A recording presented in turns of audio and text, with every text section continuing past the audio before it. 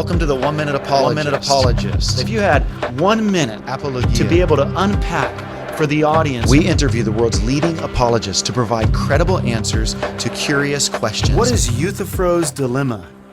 Well, that's a dilemma posed in one of Plato's dialogues to people who say that goodness, moral value, is based in the gods. Socrates asks Euthyphro, do the gods will something because it is good, or is something good because the gods will it?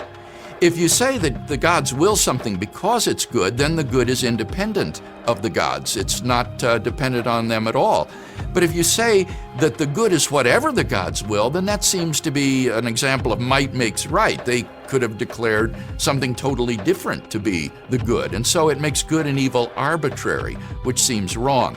And this dilemma is often pressed against those who believe that goodness and moral value is grounded by God.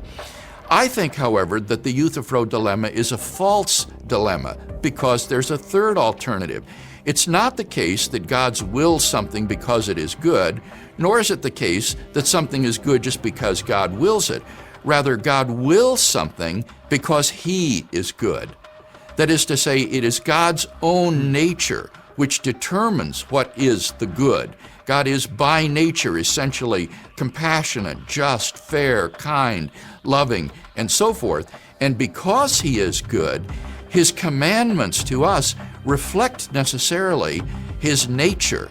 And therefore the commandments of God and our moral duties are rooted in God's essence. They are not arbitrary. They are rooted in God Himself, but they aren't grounded in anything external to God. God is Himself the good, who is the source of our moral duties.